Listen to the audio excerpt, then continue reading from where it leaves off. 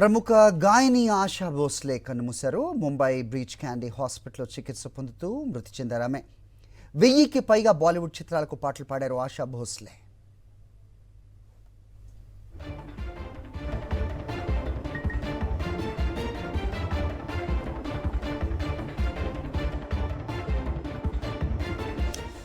Right, దీనిపై updates మా correspondent Satish నడి తెలుసుకుందాం. సతీష్, చెప్పండి, ప్రముఖ గాయని ఆశా భోస్లే కన్ను మూశారు అన్న సమాచారం అందుతోంది.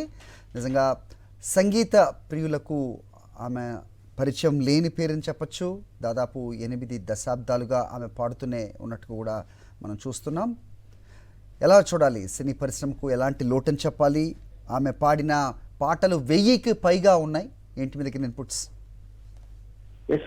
ఎందుకంటే లెజెండరీ సింగర్ ఆశా భోస్లే నిన్న సాయంత్రం కొంచెం గుండెపోటు తోటి ఊపిరితిత్తుల్లో ఇన్ఫెక్షన్ తోటి అక్కడ బ్రిచ్ క్యాండ్ హాస్పిటల్లో, ముంబై బ్రిచ్ క్యాండ్ హాస్పిటల్లో చికిత్స తీసుకోవడానికి జాయిన్ అయ్యారు.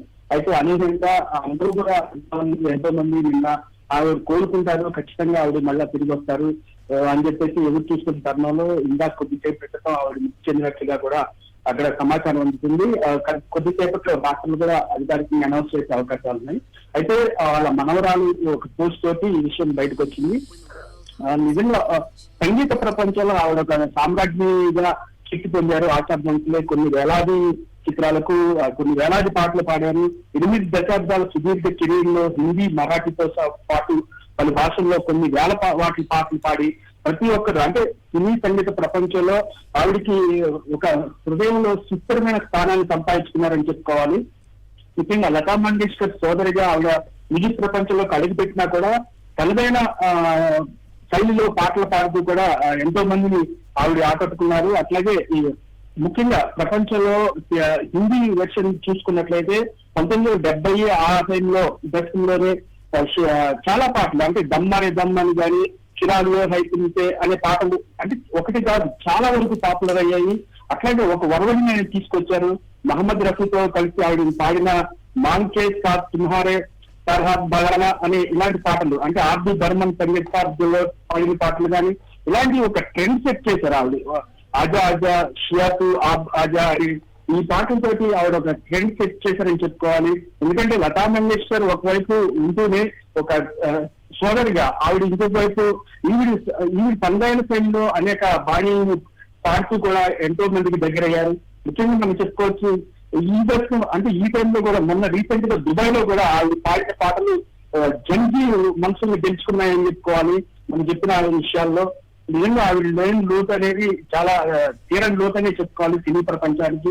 అలాగే ఈ తెలుగుకి సంబంధించి కూడా చాలా మంది కూడా చాలా ఈ వార్త తెలియంగానే చాలా షాక్ గురయ్యారు. ముఖ్యంగా సింగర్స్ అసోసియేషన్ సంబంధించి చాలా మంది కూడా ఇది చాలా తీరని లోటు, ఎందుకంటే అమ్మ ఉంటుంది అనుకున్నాం కానీ ఇలాంటి వార్త రావట్లేదు, మేము జీర్ణించుకోలేకపోతున్నాం అన్నారు సంగీత సినీ సంబంధించిన మ్యూజిక్ డైరెక్టర్స్ కానీ ఎవరైనా కూడా. నిజంగా ఆవిడ లేని లోటు అనేది చాలా తీరని లోటు అని చెప్పాలి. అది రైట్, అంటే దాదాపు 12,000 పాటలు అలాగే 20కి పైగా భాషల్లో ఆమె పాడారు. సో నిజంగా ఒక లెజెండరీ ఇవాళ లేరు అనేది మనకు తెలుస్తోంది. అయితే లతా మంగేష్కర్ పోయిన లోటు ఆశా భోస్లేలో కూడా చాలామంది చూసుకునే ఉన్నారు. ముఖ్యంగా ఆశా భోస్లే గజల్స్లో ఎంత ప్రసిద్ధో ప్రస్తుతం ట్రెండ్ సెట్టర్స్గా ఉండే మ్యూజిక్ డైరెక్టర్స్తో కూడా అంతే హుషారుగా ఆమె పాడిన పాటలు కూడా ఎంతో అలరించాయని చెప్పడం నిజంగా అతిశయోక్తి కాదు. ఇంకా ఏం అప్డేట్స్ ఉన్నాయి మీ దగ్గర సతీష్? ఎందుకంటే ఈ పాడిన పాటలకు కానీ పద్మ విభూషణ్ అవార్డులు కానీ, దాదాసాహెబ్ ఫాల్కే లాంటి ప్రతిష్టాత్మక అవార్డుల్ని సొంతం చేసుకున్నారు. దాదాపు 7 సార్లు ఫిలింఫేర్ అవార్డుని సొంతం చేసుకున్నారు. 2 సార్లు నేషనల్ అవార్డుని కూడా గెలుచుకున్నారు. అంటే తన కెరీర్ లో ఒక అంటే సినీ సంగీత ప్రపంచంలోకి అడుగుపెట్టిన తనదైన బాలీతోటి తనదైన శైలిలో పాటలు పాడుతూ ముఖ్యంగా యువతలో ట్రెండ్ సెట్ చేయాలని చెప్పుకోవాలి తన పాటలతోటి. అందుకని భారత అత్యున్నత పురస్కారమైన పద్మ విభూషణ్ అవార్డు కూడా ఆవిడకి రావడం, అట్లాగే దాదాసాహెబ్ ఫాల్కే లాంటి ప్రతిష్టాత్మక అవార్డులు కూడా సొంతం చేసుకోవడం, ఆవిడకి సంబంధించిన అంటే అన్ని భాషలో హిందీ కానీ చాలా జానపద కానీ మరాఠీ భాషలో కూడా గజల్స్ విషయాలు ముఖ్యంగా మనం చెప్పుకోవచ్చు ఒక ట్రెండ్ సెట్ చేశారని చెప్పుకోవాలి. ముఖ్యంగా ఆశా భోస్లేకి సపరేట్ ఒక ఫ్యాన్ బేస్ కూడా ఉంది. ప్రపంచవ్యాప్తంగా కూడా ఆవిడ పాటలను ఇష్టపడే వాళ్ళు ఒక సపరేట్ ఫ్యాన్ బేస్ ఉందని చెప్పుకోవాలి హరి. ఎందుకంటే ఆశా భోస్లే మామూలు 1942 నుంచి కూడా ఆవిడ ఎంటర్ అయినా 1950 నుంచి ఆవిడకి స్టార్డమ్ రావడం ప్రారంభించింది. అట్లాగే ఎస్డి బర్మన్ తర్వాత మహమ్మద్ రఫీ వీరితో పాడిన పాటలని ఒక ట్రెండ్ సెట్ చేశాయని చెప్పుకోవాలి. నిజంగా చెప్పుకోవచ్చు.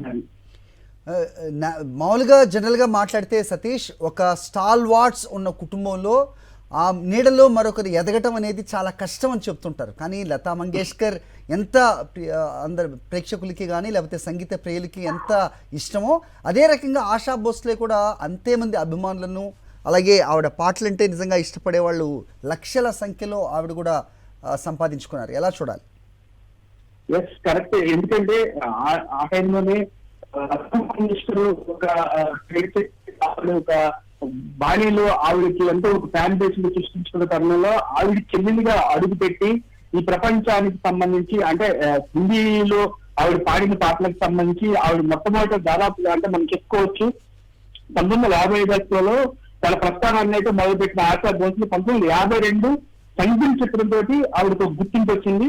ఆ గుర్తింపుతోటి అలాగే పరిణితి, బూత్ పాలిష్ చిత్రాలతో ఆవిడ అప్పట్లో అగ్రదర్శకుల దృష్టిని ఆకర్షించారు. ఇక అక్కడి నుంచి ఆవిడ ఎంత తిరిగి చూసుకోలేదు. దాదాపు 1970 దశకంలో. ఓకే సతీష్, ఒకసారి మీరు లైన్లో ఉండండి.